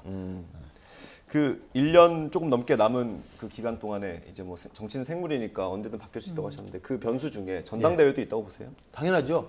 전당대회는 이제 내년 3월에 지금 예정돼 있기 때문에 전당대 당대표, 그다음 당 지도부가 어떻게 라인업을 구성하느냐 이게 이제 국민들이 바라보는 국민의힘에 대한 이제 그 정체성 문제가 분명히 있는 것이기 때문에 누가 되느냐 굉장히 중요하고요. 그리고 이제 그 새로 뽑힌 당 대표와 용산 대통령실과의 관계 설정 이게 굉장히 중요하고 그 과정에 또 아까 말씀드린 정치적 사건이나 정치적인 그 국민의 민심의 변동 이런 게 있을 수밖에 없고요. 또 총선을 코앞에 두면 어떻게든 이겨야 되는 게 각 정당의 사투를 벌일 정도로 그 당연한 목표이기 때문에 그 절박한 총선 승리라는 과제를 위해서 필요한 내용들이 분명히 또 생깁니다. 그때는 이제 또 대통령실이나 당 지도부에서도 노선의 변화가 있을 수가 있기 때문에 저는 그 과정 아까 말씀드린 거고요. 그다음에 지금 이번에 42곳을 이제 교체했다고 그래서 친윤계가 비윤계를 쫓아낸 거다 이렇게 많은 언론에 나옵니다만 저게 뭐 일부 그런 성향이 있을 수 있습니다만 제가 볼 때 정확한 분석은 친윤계가 비윤계를 촉간했다기보다는 친 이준석계가 배제된 거라고 보면 됩니다. 그러니까 이준석 당대표의 당 내분 과정에서 이준석 대표를 그 친근하게 또 이준석 대표를 좀 옹호했거나 지지했거나 강력하게 좀 두둔했던 분들이 이번에 좀 배제된 상황이 분명히 맞고요. 그건 이제 허은하 의원이 대표적인 거고, 그다음에 정미경 의원 같은 경우도 사실은 이제 이준석 대표 당시에 최고위원을 하면서 이준석 대표 어머니라고 별명이 붙을 정도로 친하게 지내셨고, 그러나 이제 이후에 이준석 대표의 이제 내분이 좀 심화되는 과정에서는 일정 정도 거리를 유지했습니다만 어찌됐든 이제 그런 그 이미지가 좀 있었던 것으로 좀 저 개인적으로 해석을 합니다. 그래서 아마 두 분 다 내정됐던 분이잖아요. 그러니까 이준석 당대표가 당대표 시절에 내정했다는 사실 결정을 다 한 건데 마지막 최종 승인만 최고위에서 안 한 것이었거든요. 그런 두 분이 사실은 지금 배제됐다는 것이지 나머지 교체된 분들은 제가 볼 때 경쟁력으로 교체했다고 보는 게 맞습니다. 김경진 의원도 사실은 동대문이라는 그 지역의 특성상 보면 학교를 거명한 건 정말 잘못된 발언이었습니다만은 거기가 고대 학생들의 생활권이거든요. 그러니까 고대 출신이 실제로 표심을 얻는데 유리한 측면이 있습니다. 그걸 고려를 할 수밖에 없고요. 실제로 거기서 옛날에 홍준표 의원도 당선이 됐는데 고대 출신이었던 게 상당히 많이 작용을 했었어요. 아마 그런 걸 좀 염두에 둔 것 같고, 나머지 유종필 고문이나 이학재 고문이나 이런 분들은 실제로 캠프에서 했을 뿐만 아니라 친윤계라서가 아니라 그 지역에 상당한 오랜 연고를 가지고 경쟁력이 있는 것으로 저는 판단을 하는 것도 있어야 된다고 봅니다. 앞서 새 대표와도 대통령실과의 관계 설정도 중요하다고 말씀해 주셨는데 그래서 또 관심인 것 같습니다. 윤석열 대통령이 김기현 의원 부분을 관저로 초대해서 송년 만찬을 했다고 하더라고요. 지난번 독대 만찬 이후에 두 번째인데 그 자체만으로도 메시지가 될 수 있을 것 같고요. 당연히 그렇겠죠. 대통령과 이제 만나는 거니까 윤심 얘기를 많이 하잖아요. 대통령이 힘이 실어주는 걸로 볼 수가 있는 거죠. 근데 전 당대표와 대통령과의 관계는 사실은 너무 각을 세우면 안 돼요. 같은 여권이기 때문에 정책 협조도 해야 되는 것이고 정책 조율도 해야 되기 때문에 대통령과 당대표가 너무 지나치게 대척 관계 있으면 그건 곤란합니다. 그건 아무리 그건 비판 견제의 입장이 있어야 된다 하더라도 곤란한데 그 두 가지인 것 같아요. 대통령과 당대표의 관계는 일단 수직적이거나 종속적이어서는 안 된다. 과거의 경우에 보면 김영삼 정권 같은 때 당대표와 대통령이 주례동을 가졌었거든요. 매주 만났다고요. 점심을 같이 먹거나. 그래서 뭔가 이제 여당과 이제 대통령실이 조율을 해 나가야 될 것이고, 그리고 수평적 관계이면서 그러나 그렇다고 대통령의 의중을 무시할 수는 없죠. 대통령 정권이니까. 그래서 같이 협조하고 조율을 하되 과도하게 대통령의 의중만 따른다면은 그 제가 계속 강조하는 건데 그게 나중에 오히려 대통령에 부담될 수 있는 거거든요. 그래서 대통령과 협조하고 유기적 관계를 갖되 과도하게 대척 관계 있지 않되, 그러나 여당이 민심을 전달하고 당 대표로서 전당대회에 선출된 그 당 대표로서 할 말을 하는 그 뭔가 수평적 관계이면서 뭔가 어떤 그런 건강한 관계가 돼야지. 과거의 청와대 시절에 여당이 청와대의 여의도 출장소처럼 되면 안 된다. 그건 원론적인 말씀입니다. 그 말씀 제가 드리고 싶습니다. 올해가 이제 내일 하루 남았고요. 평일로 치면 오늘이 마지막입니다. 마지막 금요일이고요. 전국 대담 평일에 진행하는 건 오늘이 마지막이 되겠죠. 그 올해 이제 대선이 있었고 정권이 5년 만에 교체가 됐죠. 그리고 그 성과를 냈던 여당의 대표는 어쨌든 자리를 내놨고요. 그 야당에서 나왔던, 그러니까 여당에서 대통령 후보였던 사람은 야당의 대표가 돼서 나왔습니다. 정치권에 정말 굵직한 뉴스들이 많았는데 마지막으로 올해 평가 듣고 마무리하면 될 것 같습니다. 먼저. 우리 저 앵커께서 정리를 하나의 정치 전국을 다 마무리를 잘 핵심을 짚어주셔서요. 가장 큰 의미는 정권 교체, 윤석열 후보가 당선이 돼서 윤석열 정부가 출범했다는 것이고, 그리고 야당 대표로는 이재명 후보가 야당 대표로 선출이 됐고, 그리고 그 이후에 지금 폭풍처럼 몰아치는 사법 리스크의 한복판에 있다는 그게 지금 정치 현실이고요. 그다음에 여당에서 승리를 해서 국민의힘이 여당이 됐습니다만 당 내용으로 인해서 이준석 대표가 이제 징계 받아서 나간 이 상황이기 때문에 그게 제가 볼 때는 금년 2020년의 정치권의 가장 큰 격동적인 사건이었다고 생각이 듭니다. 한 분은 검찰총장을 나오고 정치를 시작한 1년도 안 된 상태에서 정권 교체 열망에 힘입어서 대통령이 당선이 됐고, 한 명은 집권당 대표였는데 밖으로 내몰리는 상황이 됐고, 또 한 명의 민주당의 후보는 야당의 대표가 됐지만 바로 지금 검찰의 소환장을 눈앞에 두고 있는 상황이라는 말씀을 드렸고요. 저는 이제 내년을 바라보면서 정치권 한마디 꼭 드리고 싶은 말씀은 윤석열 정부는 공정과 상식, 법치, 이게 이제 저는 대통령을 뽑아준 국민들의 가장 큰 기대였다고 생각합니다. 그러면서 지금 이야기한 노동개혁이라든지 그다음에 법치를 바로 세워서 법을 위반한 거, 그다음에 국민 세금이 줄줄 새는 거, 뭐 이런 등등에 대해서 바로잡는 건 제가 볼 때 국민의 기대에 부응하는 올바른 행보라고 생각이 듭니다. 예. 특히 연금개혁, 뭐 교육개혁에서 정말 인기가 없지만 해야 될 미래를 위한 개혁을 추진하는 것도 맞다고 생각하는데 저는 하나만 주문을 드리면 그런 법치와 공정, 정의를 세우는 것과 더불어서 그걸 하려면 여의도와의 타협이 있을 수밖에 없습니다. 여의도에서 법을 통과시켜 주지 않으면 매번 싸울 수밖에 없거든요. 지금 사실은 정권 교체된 다음에 윤석열 정부 등장 이후에 민주당과 안 싸운 날이 없지 않습니까? 매번 각을 세워 싸우기 때문에 예. 그런 윤석열 정부에 지금 부과된 국민적 기대와 소명을 잘 이루기 위해서라도 윤석열 정부는 또 대통령실은 그다음에 집권 여당인 우리 국민의힘은 여의도에서 협치를 하는 모습을 내년에 좀 보여줬으면 좋겠습니다. 예, 정말 돌이켜보면 1년 동안 정치권에 참 많은 일이 있었구나 싶더라고요. 최 교수님도 한 말씀해 주시죠. 올해는 극적인 정치의 해였어요. 24만 표 차로 승패가 갈린 대선이 없었거든요. 네. 0.73% 차이고. 그게 바로 이제 연장돼서 극한적인 적대적 관계를 보이는 게 아니냐라는 생각이 들어요. 그렇기 때문에 지금 김 교수님 잘 정리해 주신 것처럼 어느 때보다도 이 여야 간에 지금 다시 화해가 필요합니다. 이대로 가서는 안 돼요. 지금 이제 후년 총선까지 이대로 갈 것 같은데 제가 볼 때 내년 되면 더 이제 격화되겠죠. 이제 대치가. 그렇게 돼서는 안 된다는 거예요. 어쨌든 지금 여야가 너무 과도하게 양쪽으로 갈라져 있어요. 편향돼 있고. 그래서 윤석열 정권도 조금 이제 기조를 좀 바꿔서 새해에는 물론 이대로 가다가 총선에서 이기면 된다는 생각을 할지 모르겠으나 그렇게 된다고 이긴다는 보장이 없거든요. 그래서 이 협치라는 단어가 이제 워낙 많이 얘기를 해서 진부하게 들리긴 합니다만 협치가 없으니까 예산도 지금 이 선진화법 시행 이후에 가장 최장 지각이 된 거 아니겠어요? 가장 적대적 관계를 유지하고 있고 어느 때 정치보다도 말이죠.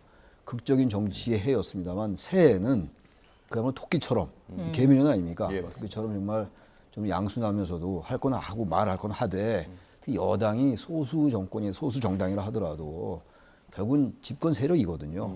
야당이 잘했다는 게 아니에요. 여야 지금 사실 공이 뭐 책임질 게 많은데 어쨌든 야당에게 뭔가 이니셔티브를 가지고 손을 내밀면서 갈 때 오히려 좀 주도권 잡지 않을까라는 생각이 듭니다. 결국 협치가 중요하다는 말씀 드리는 겁니다.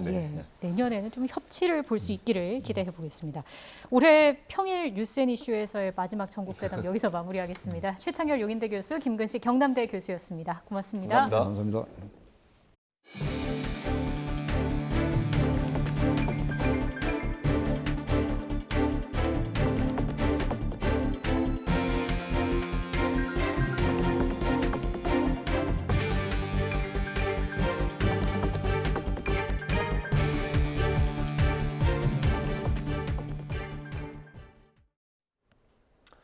제2경인고속도로 방음터널 화재 부상자가 더 늘었습니다. 경기도 소방재난본부는 오늘 경기 과천시 제2경인고속도로 방음터널 화재로 인한 경상자가 4명이 더 늘었다고 밝혔습니다.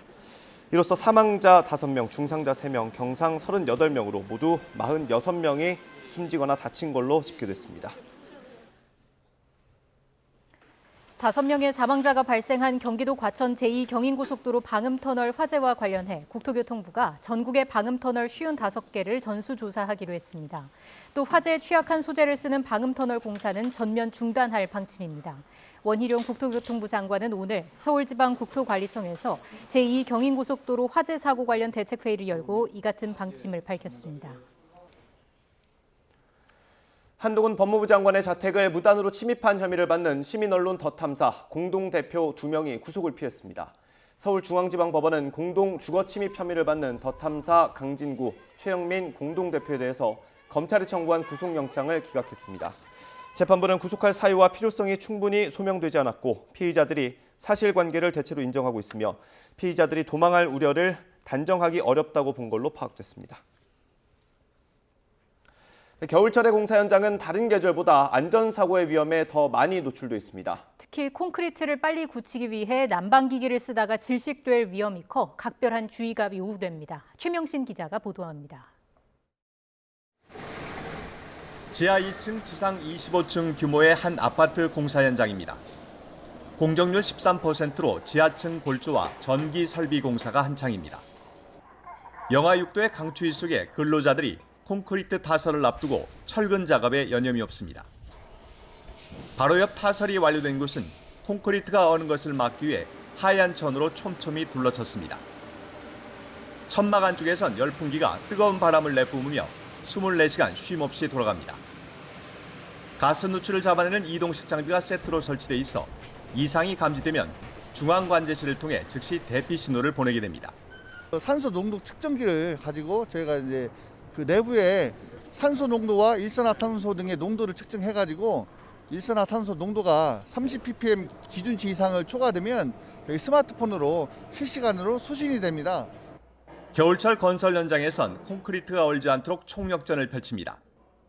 하지만 보온기기 대신 상대적으로 저렴한 수탄이나 갈탄을 쓰는 경우가 많다 보니 질식사고도 잇따르고 있습니다. 최근 10년간 발생한 건설업 질식재해 사고 25건 가운데 68%에 해당하는 17건이 겨울철 콘크리트 보온 양생 작업 중 발생했습니다.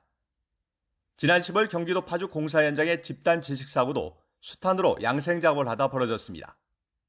겨울철 공사 현장에선 내린 눈이 얼어붙어 자칫 미끄럼 사고로 이어질 수도 있는 만큼 제설제를 뿌리는 것도 잊어서는 안 됩니다.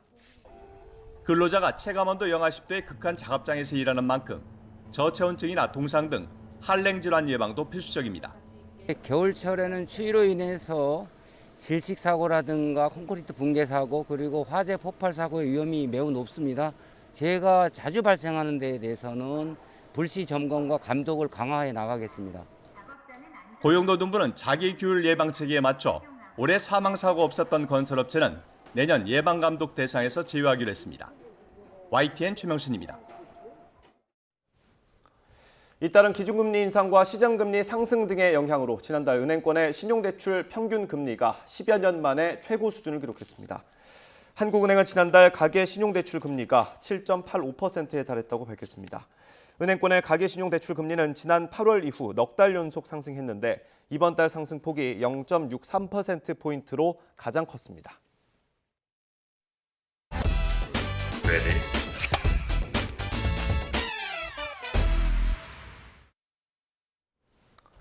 영화를 통해 이슈를 살펴보는 시네인 이슈입니다. 이번 시간에는 올 한 해 화제가 됐던 영화나 드라마를 통해서 2022년 문화계 이슈를 정리해 보겠습니다.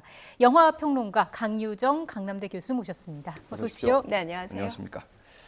네, 1년 정말 빠르게 갔습니다. 돌이켜보시면 좀 어땠습니까?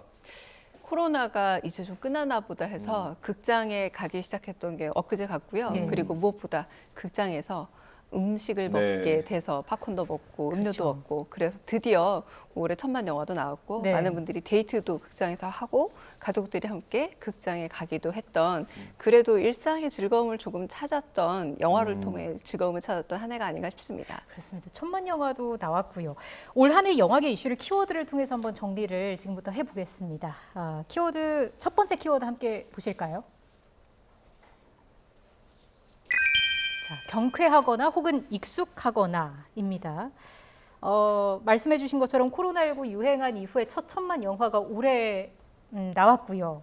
마동석 배우 주연의 범죄도시 2였습니다. 어떤 요인이 이렇게 많은 관객을 이끌었을까요? 일단은 범죄도시 1편이 이렇게 흥행을 거뒀고요. 이 영화는 보게 되면은 마동석 씨가 주연을 맡기도 했고 뭐 누가 오야, 5대5에서 누가 오야 뭐 이런 약간의 농담 썰렁하지만 마동석 씨의 농담이 굉장히 부담스럽지 않게 좀 편하게 볼 수 있는 듯하다라는 공감대가 있었던 겁니다. 이 외에도 올해 좀 잘 된 영화들을 좀 보자면 공조 두 번째 인터내셔널이라던가 혹은 645 같은 작품들처럼 대부분 코미디를 주요한 무기로 삼아서 많은 분들이 좀 가볍게 좀 마음을 놓고 볼 수 있는 작품들이 꽤 많은 사람들이 극장까지 가서 영화를 보시게 되었고요. 그건 아무래도 좀 기나긴 우리가 좀 여러 이제 방역 때문에 좀 멀리 못 나가는 그런 기간들도 있었고 아무래도 조금 무거운 기간을 지내다 보니까 밝게 경쾌하게 그래서 좀 알고 있는 듯한 느낌의 마블리를 다시 만나는 쪽을 선택한 게 바로 범죄도시 2의 천만 영화를 가져온 게 아닌가 싶습니다. 반대로 기대를 정말 많이 했는데 잘 안 된 영화들도 있지 않습니까? 범죄도시 2가 굉장히 좀 시험대에 올랐었던 거예요. 이 영화가 잘 될까 안 될까라고 생각을 했을 때 천만이 되면서 많은 영화들이 조금 시기를 조율하다가 한 번에 모험을 하게 되는 겁니다. 뭐냐면 좀 큰 대작 영화들을 한꺼번에 소위 말하는 쌍끌이 천만이라는 말처럼 한꺼번에 많은 분들에게 공개를 해서 오히려 영화계에 좀 분위기를 달궈보자라는 그런 좀 시장의 계산이 있었는데요. 이 계산은 조금 틀린 것으로 규명이 됐습니다. 왜냐하면 뭐 한산이라는 작품도 워낙에 큰 규모의 작품이었고요. 비상선언도 있었고 외계인도 있었고 정말 많은 작품들 거기에다가 칸에서 상을 받고 온 브로커와 헤어질 결심까지 너무 좋은 영화들 게다가 아주 큰 규모로 만들어진 큰 제작비 영화들까지 한꺼번에 개봉을 했습니다만 소위 말하는 상업적인 결과라고 할 수 있을 손익분기점을 넘긴 영화들도 많지는 않았고요. 한산도 손익분기점을 넘기긴 했습니다만 그 형만한 아무 없다는 말도 있지만 원래 이 전편인 명량 같은 경우는 아직도 한국에서 기록이 깨지지 않는 1,700만 가까운 기록을 가지고 있다고 생각을 해보자면 한산이 그렇게 아주 성공적이다라고 말하기 좀 어려운 상업적 성과가 있기 때문에 그래서 결국은 이렇게 큰 영화들을 한꺼번에 개봉하고자 했던 한국 영화의 야심은 조금 아쉬운 결과를 남기게 됐다라고 말할 수 있겠습니다. 그럼 올해 특징이라고 한다면 흥행작들의 속편이 많았어요. 앞서 공조2도 말씀해 주셨고 저희가 범죄도시 2도 얘기를 했잖아요. 이것도 흔하지는 않은 것 같은데요. 어떻습니까? 게다가 사실은 탑건2가 전 세계적인 흥행을 한 것도 아주 이례적입니다. 게다가 이 영화 같은 경우는 거의 이제 뭐 30년 가까이 이제 흐른 세월에서 어떻게 이 영화가 흥행할 수 있을까라는 생각이 들기도 했지만 이것 역시도 이제 코로나19가 휩쓸고 간 3년의 세월이라는 게 굉장히 크다라는 생각이 드는 게요. 극장에서 봤을 때 매우 시원한 영화 그리고 이건 정말 극장에서 볼만하다라는 좀 합의가 됐다라고도 볼 수 있겠고요. 그리고 톰 크루즈 하면은 역시 언제나 봐도 여러 면으로 노력하는 배우, 자기를 가꾸는 면에서도 배우가 대단하다라는 그런 감탄도 불러일으키지만 액션을 소화한다라던가 여러 가지 면에서 이 영화를 좀 기다릴만 했다. 오히려 탑건에 대해서 기대했던 바가 오히려 매버릭을 통해서 잘 채워졌기 때문에 올해는 이 속편들이 재미없다가 아니라 사실 지금 열풍이 불고 있는 아바타2까지 이어지면서 역시 좀 알고 있는 영화에 대해서 안전자산 투자하듯이 안전한 영화들을 많이 좀 보고 있는 경향이 있습니다. 이전 질문으로 잠깐만 돌아가서요. 혹시 교수님께서 이 영화 정말 잘 될 줄 알았는데 안 된 거 있습니까? 저는 사실은 올 여름 영화 4편들이 대부분 그런 편이었는데요. 가령 헤어질 결심도 잘 된 편이지만 박찬욱 감독이 내 영화 중에 최고의 상업 영화가 될 거다라고까지 말을 한 거에 비하면 결과가 좀 소박했죠. 그리고 명량도 역시 너무 잘 됐기 때문에 한산이 또 게다가 박해일 씨가 2편의 영화에 이번에 주인공을 한 거 아닙니까? 그래서 이 영화도 꽤 잘 되겠다. 그런데 뭐, 물론 실패는 아니지만 명량을 또 넘어서지 못했다는 점에서 역시 너무 많은 그런 영화들의 경쟁도 있었고 제일 중요한 건 사실 영화 표값이 좀 올랐거든요. 그래서 그런 부분에 있어서 약간의 부담이 된 것도 좀 옥석을 가리고 보자. 그래서 다 보는 거라기보다는 가족들이 오랜만에 외출도 하고 데이트도 하지만 그러나 이제는 조금 과거처럼 여러 할인이 돼서 싸게 볼 수 없다 보니 좀 더 현명한 선택을 하다 보니 좀 그런 결과도 있지 않나 싶기도 해요. 그런 영향이 진짜 있었겠네요. 맞습니다. 두 번째 키워드 함께 보시겠습니다. 자, 보면 천천히, 마침내. 이건 뭐 영화 보신 분들 바로 눈치채셨을 것 같아요. 조금 전에 교수님께서도 말씀해 주신 그 영화인데 헤어질 결심, 결과가 예상보다는 소박하다라고 해주셨습니다만 그래도 뒷심을 꽤 발휘한 것 같거든요. 그런데 그 힘이 지속적으로 쭉 가고 있는 겁니다. 그러니까 189만이라는 관객을 불러 모았을 때만 하더라도 그리고 지금 우리가 아까 얘기했던 영화들 뭐 비상선언이나 브로커나 이런 작품들은 이제 별로 얘기를 안 하잖아요. 그러나 버락 오바마가 얼마 전에 올해 꼭 보아야 될 영화 중에 하나로 또 헤어질 결심을 추천을 했어요. 근데 그 힘을 아시잖아요. 대단한 영향력을 가지고 있고요. 지금 미국 오스카에서 이제 국제 장편 부문, 이를테면 과거에 외국어 영화상 부문에도 가장 유력한 상으로 좀 이야기가 되고 있어서 지금 다시 화제가 되고 있고요. 이뿐만이 아니라 영화가 내려가기도 전에 대본집이 의외로 바로 출판계에서 1위를 차지하기도 했었습니다. 그리고 어제부터 OTT에서 지금 방영 중인데 사람들 사이에 이제 서서히 유행이 불고 있는 게 뭐냐면 자막하고 이제는 우리나라 영화지만 대사를 즐기면서 영화를 볼 수 있다. OTT는 자막이 뜨잖아요. 예. 그래서 자막하고 영화 보기를 다시 이제 유행을 하는 걸 보면 헤어질 결심은 박찬욱 감독의 바람이 좀 다른 방식으로 한꺼번에 폭발적인 많은 분들이 본다라기보다 거의 일정 수준의 관객들이 꾸준하게 계속해서 사랑을 보내주고 있어서 그 말이 왜 힘을 갖는 것 같아요. 네. 마침내라는 말처럼 예. 마침내 끝끝내 계속해서 사랑받는 영화로 지금 이야기되고 있습니다. 이게 한 번 보고 두 번 보는 건 쉽지 않지 않습니까, 영화를? 근데 맞아요. 그 매력은 어디에 있는 걸까요? 일단은 두 배우의 호연이라고도 할 수 있겠죠. 올해 청년영화상 6개 부문 그리고 영평상에서 6개 부문을 받았는데요. 근데 골고루예요. 배우상, 감독상, 그리고 뭐 극본상, 게다가 촬영상. 그러니까 이건 말 그대로 영화가 잘 만들어졌다라는 여러 가지 결과 중 하나라고 할 수 있을 텐데요. 그러니까 영화를 여러 번 보면 처음에는 예쁜 설의 역할에 탕웨이만 보이다가 박해일만 보이다가 나중에는 대사도 들리다가 음악도 들리다가 여러 가지를 볼 수 있게 되면서 많은 분들이 저처럼 전문가는 아니지만 정말 전문가가 되는 기분으로 볼 때마다 새로운 걸 발견하니까 맞아요. 꾸준히 이어보는 게 아닌가 싶습니다. 실제로 다시 보면 저 장면에 저런 의미가 있었네 맞아요. 이런 것도 네. 많이 느끼게 되더라고요. 맞습니다. 네. 알겠습니다. 세 번째 키워드로 넘어가 보겠습니다. 함께 보시죠. 세 번째 키워드는 정의를 다시 쓰기입니다. 영화 올빼미 같은 경우에는 소현세자의 석연치 않은 죽음이란 역사적 사실을 이제 소재로 다뤘는데 어떤 점이 가장 좀 매력적으로 다가왔을까요? 굳이 따지자면 올빼미란 영화는 일테면 범죄 스릴러물이거든요. 네. 그러나 뭐 일테면 나이브스 아웃이라던가 셜록 홈즈 이런 외국 작품들을 보면은 추리 과정 자체를 좀 재미있게 네. 유희로 만들어요. 그런데 우리나라에선 꼭 이게 있어야 됩니다. 정의 실현, 사필 규정. 이게 없으면 아무리 재밌는 추리극이라도 이거 좀 유치해, 장난 같아라고 좀 거부하는 경향들이 있는데요.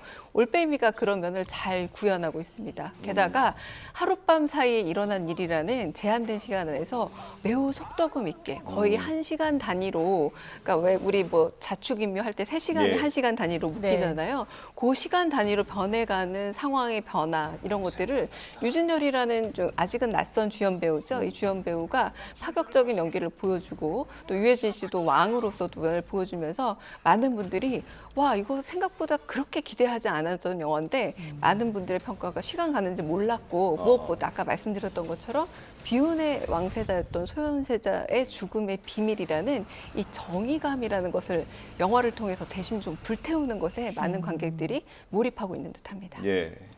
정의에 대한 관심, 뭐 드라마에서도 있었습니다. 이상한 변호사 우영우 정말 폭발적인 인기를 끌지 않았습니까? 우영우에 대한 그 관심과 결과는 올해 우리 콘텐츠 업계가 가장 주목해야 될 결과일 듯해요. 왜냐하면 시작할 때만 해도 이 정도까지 아무도 예상을 못했습니다. 그런데 일단은 주연 배우 박은빈 씨가 아역에서 성인 배우로 정말 제대로 잘 안착을 했죠. 네. 보통 파격적인 변신을 하면서 성인 여배우로 가려고 하는데 박은빈 씨는 자신이 가지고 있는 오히려 소녀의 이미지를 오히려 장애우 역할을 하는 데 있어서의 부담 없는 연기로 잘 소화해내면서 그런 부분도 있겠지만 무엇보다 매번 재판 과정으로 이루어지는데 이 재판 과정이라는 게 지리멸렬하게 혹은 너무 지저분한 싸움들이라기보다는 역시 소위 우리가 잘 몰랐던 사회적 정의를 이뤄내가는 과정들, 게다가 조금은 부족해 보이지만 열심히 오히려 자기 기준을 가지고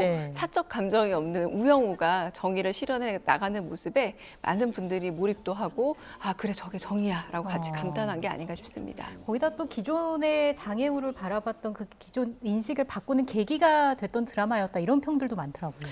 그러니까 여러 면에서 어떤 점에서 특별한 면을 강조하긴 했지만 한편으로는 뭐 로맨스부터 제외를 한다라던가 내지는 또 탁월한 능력을 조금 과하게 좀 약간 강조하다 보니 사회성 부정면들을 너무 강조했다면 이번에 그런 부분에 있어서 친구라던가 주변 사람들의 안배를 통해서 훨씬 더 많은 관심을 불러일으켰고요. 그래서 오히려 어떤 식의 사회적 캠페인보다도 드라마 한 편이 그런 장애에 대한 사회적 인식을 바꾸는데 큰 역할을 한다는 걸 한 번 더 보여준 작품이 바로 이상한 변호사 우영우였습니다. 네.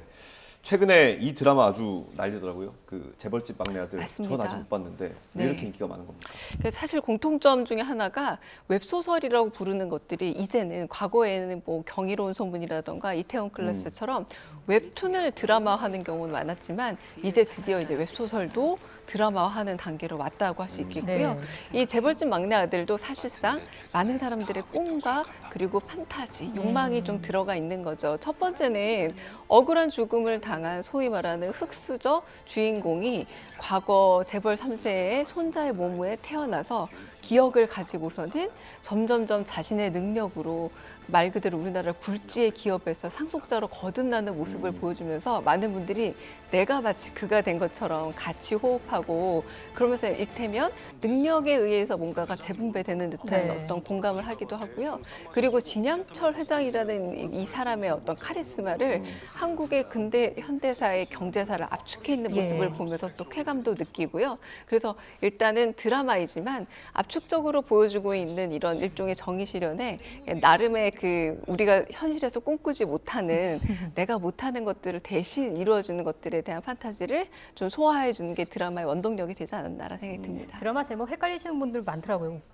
부잣집 막내 아들, 부잣집 아들내미 뭐 이렇게 맞아요. 말씀들 많이 하시는데 네. 그래도 다 하나의 드라마를 떠올리는 거 보면 그만큼 또 인기가 있었구나라는 맞습니다. 생각도 들고요. 네.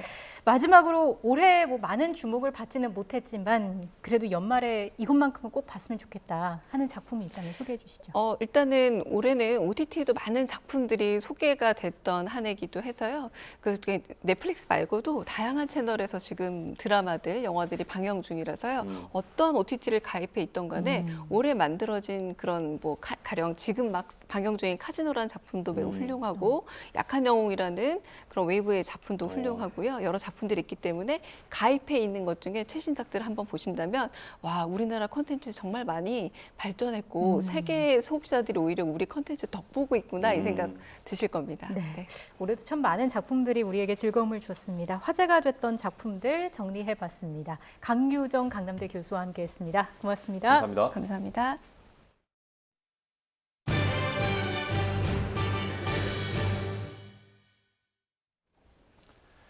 (13년) 만에 돌아온 아바타2가 흥행을 이어가고 있는 가운데 마치 실사를 보는 듯한 영상미가 화제입니다. 컴퓨터 그래픽만으로만 만든 게 아니라 배우의 연기와 움직임까지 촬영하고 구현한 퍼포먼스 캡처 기술이 그 비밀입니다.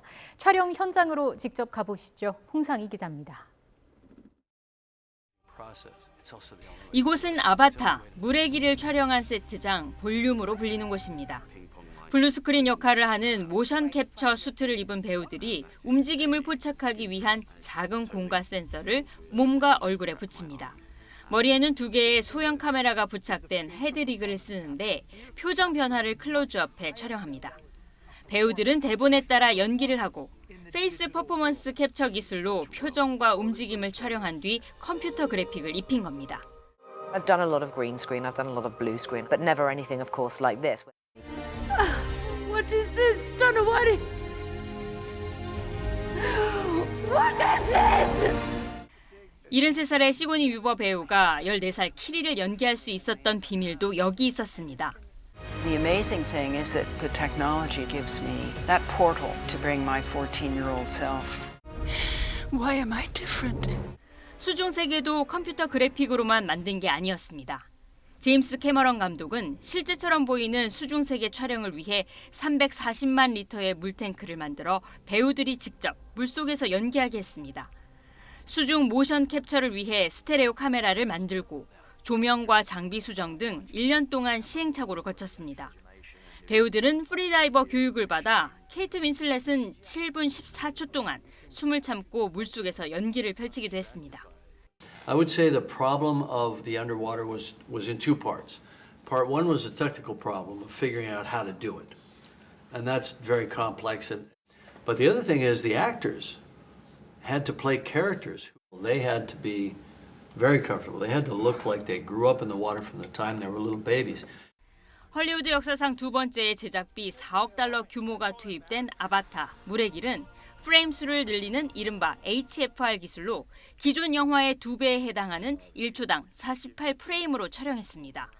밝은 곳과 어두운 곳의 명암을 살린 HDR 기술로 실제 눈으로 보는 것과 같은 수준의 압도적인 영상미도 구현했습니다. 디지털 시각 효과를 담당한 한국인 스태프 최종진 씨와 황정록 씨는 2,000명이 3년 이상 매달린 작품이라며 현존하는 모든 기술을 활용했다고 말했습니다. YTN 홍상입니다. 방송인 김어준 씨가 6년 넘게 진행하던 TBS 라디오 김어준의 뉴스공장의 마지막 방송을 진행했습니다. 김어준 씨는 오늘 마지막 방송에서 자신은 오세훈 서울시장의 임기가 끝나는 3년 6개월 후에 돌아올 거라며 오늘은 그 3년 6개월이 시작되는 첫날이라고 말했습니다. 또 다시 돌아와서 또다시 청취율 1위를 할 것이고 그 후로 20년 동안 계속 1위를 할 작정이라고 덧붙였습니다. 북한 관영 매체 조선중앙통신은 어제 전원회의 4일차 회의가 진행됐다며 김정은 국무위원장의 보고에 제시된 과업을 관철하기 위한 결정서 초안을 작성하기 위한 사업이 진행됐다고 전했습니다. 통일부는 북한이 지난 26일부터 진행하고 있는 노동당 전원회의와 관련해 내일이나 모레쯤 회의 결과가 있을 것으로 내다봤습니다. 이효정 통일부 부대변인은 지난 2019년과 2021년도 연말 전원회의 개최 사례를 볼 때 내일이나 모레 회의 결과를 발표할 것으로 보인다고 말했습니다. 러시아가 우크라이나 수도 키이우를 포함해 주요 도시에 100발이 넘는 미사일 공격을 퍼부었습니다. 이런 가운데 우크라이나의 미사일이 벨라루스에 떨어진 것으로 확인돼 벨라루스가 우크라이나 대사를 불러 항의하면서 긴장이 고조되고 있습니다. 김진호 기자의 보도입니다. 우크라이나 대통령실은 러시아가 우크라이나 전역에 120발이 넘는 미사일을 발사했다고 주장했습니다. 지난 2월 개전 이후 최대 규모의 공습 중 하나로 기록될 이번 폭격으로 수도 키이우에서 최소 3명이 다치고 민간인 거주지가 파괴되는 등 피해가 속출했습니다. The Russians want to bring depression, especially right now, Christmas time, New Year. The Russians want to bring us to black time, to without lighting, to without heating. 우크라이나 동부 핵심인 하르키우에서도 일련의 폭발이 발생했고 르비우에선 도시의 90%의 전기 공급이 차단됐습니다. 지난달 우크라이나 남부 요충지 헤르손에서 퇴각하는 수모를 겪은 러시아는 이후 한 주에 한 번꼴로 대규모 공습을 퍼붓고 있습니다. 이런 가운데 우크라이나의 미사일이 벨라루스에 떨어져 파문을 일으키고 있습니다. 벨라루스 당국은 우크라이나에서 발사된 지대공 미사일을 자국 방공 시스템이 격추했으며 파편을 발견했다고 밝혔습니다. Сегодня в районе 10 часов утра на территории Ивановского района было зафиксировано падение предположительно зенитно-управляемой ракеты комплекса С-300 украинских вооруженных сил. 러시아 미사일을 막기 위해 우크라이나 방어 체계에서 발사된 미사일이 벨라루스로 잘못 향했을 가능성이 큰 것으로 보입니다. 벨라루스 정부는 지난달 15일 폴란드 농촌 마을에 떨어진 우크라이나 미사일과 유사한 경우로 판단되지만 사안이 심각하다며 우크라이나 대사를 불러 항의했습니다. 러시아가 최대 오방국인 벨라루스의 참전을 압박하는 상황에서 이번 일이 벨라루스의 참전에 영향을 줄지 관심이 쏠리고 있습니다. YTN 김진호입니다. 연말 연시인 주말과 휴일을 앞두고 추위도 잠시 쉬어가는 듯합니다. 오늘 오전 한파 경보도 모두 해제됐고 현재 따뜻한 햇빛도 내리쬐고 있는데요. 지금 제 뒤로 보이는 건 2023년 개묘년을 맞아서 상암 월드컵 공원에 설치된 토끼 조형물입니다. 토끼는 예로부터 지혜와 장수 또 풍요의 상징으로 불리는데요. 새해를 앞두고 산뜻해진 날씨가 마치 토끼처럼 건강하고 활기찬 한 해를 예고하는 것 같습니다. 오늘 전국은 대체로 맑은 날씨를 보이는 가운데 구름만 간간히 지나겠습니다. 다만 대기가 정체하고 중국발 스모그가 유입되면서 현재 곳곳에서 초미세먼지 농도가 나쁨 수준을 보이고 있는데요. 새해 첫날까지 공기질이 좋진 않겠습니다. 호흡기 약하신 분들은 미리 미세먼지 정보를 잘 확인하셔야겠습니다. 오늘 낮 기온은 대부분 영상권으로 오르겠습니다. 서울 1도, 대전 3도, 광주와 대구 5도 보이겠고요. 다만 한파주의보가 남아있는 지역에서는 체감추위가 여전하겠습니다. 2022년과 2023년이 교차하는 내일과 모레 추위도 잠시 쉬어갑니다. 동해안 지역에서는 선명한 해넘이 해돋이를, 다른 지역에서는 낮은 구름 사이로 볼 수 있겠는데요. 서울에서는 오후 5시 23분에 올해 마지막 해가 지겠고 2023년 개묘년의 첫 해는 오전 7시 47분쯤 떠오를 전망입니다. 동해안에는 대기의 건조함이 점점 더 심해지고 있습니다. 여전히 건조특보가 발령 중인 가운데 내일부터는 바람도 강하게 불면서 작은 불씨가 큰 불이 될 가능성이 있겠는데요. 불씨 관리 더욱더 철저히 해주셔야겠습니다. 지금까지 YTN 고은재입니다.